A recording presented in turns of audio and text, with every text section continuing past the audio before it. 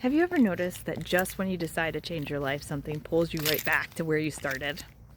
You tell yourself you're finally going to get healthy and start the business, save more money, stop overthinking, finally go after that dream you've been putting off.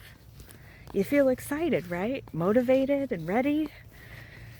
And then, a few days go by and you kind of fall right back into your old routine. Most people think that means that maybe they lack discipline or motivation or willpower. But I actually don't think that's what's happening. I think sometimes something much more interesting might be going on. Your brain isn't really sitting there thinking, no, Jennifer, I think becoming healthier is an excellent long-term investment. Not really, no. Your brain is basically a nervous little roommate. It's asking, hey, have we done this before? And then you go, no. And then it says, cool, let's absolutely not do that. Your brain isn't asking you, is this good for us? It's asking, is this familiar? And those are two very different questions. Your brain is designed to keep you alive, not necessarily to help you grow.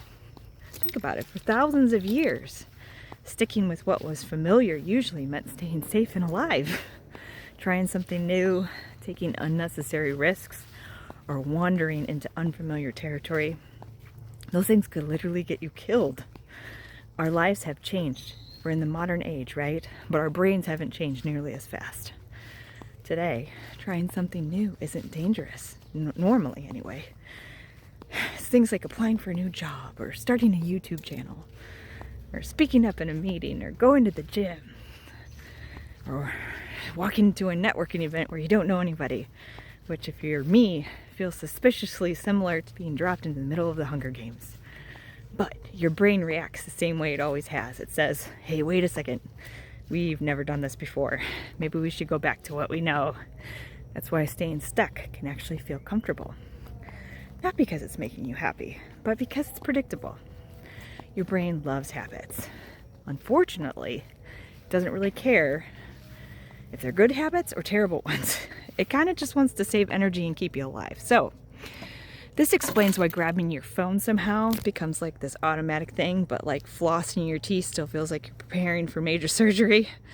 If you think about that for a minute, your brain often prefers predictable discomfort over unfamiliar possibility. I really like that line, so I'm going to say it again. Predictable discomfort over unfamiliar possibility. That one sentence changed the way I look at almost everything, okay? Because sometimes the life you say you don't want is simply the life your brain knows the best. And once I realized that, so many things in my life started making sense. I used to wait until I felt confident, right? I honestly thought confidence would just show up. I was shopping on Amazon Prime and I'd make the decision, buy it, and then I just wait for it to arrive. But confidence never came to me like that. What actually changed my life was learning to become comfortable with being a beginner. Comfortable feeling awkward. Comfortable saying, hey, I have absolutely no idea what I'm doing, but I'm going to do it anyway. Because, every new skill, every new habit, and every new version of yourself starts out feeling unfamiliar. It's normal. The goal isn't to eliminate discomfort. It's to stop treating discomfort like it's a stop sign. Instead, treat it like evidence that you're growing. So, discomfort isn't evidence that you're failing, right? It's evidence that you're leaving the life you've already mastered. So if you're trying to change your life, don't ask yourself, how do I stay motivated? A better question is, how can I make this new behavior feel normal? Because that's how change really happens. Not through giant bursts of motivation, but through small actions, repeated often enough that your brain eventually will say to you, oh, apparently this is just who we are now.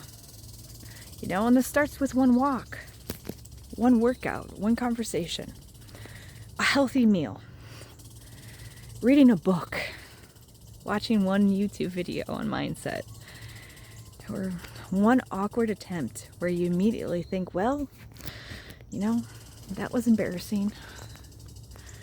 Congratulations, that's usually step one. Confidence usually doesn't come first, guys. Action comes first, okay? Confidence catches up later. So keeping up repeated small actions until your future starts feeling more familiar than your past. That's what we're aiming for, okay? Your future starts changing when it becomes more familiar than your past. Your brain isn't trying to sabotage you, it's trying to protect you, okay? The problem is that it can't always tell the difference between what's familiar and what's actually good for you. That's your job. Master your state. Subscribe and hit the bell to follow for more. I love you.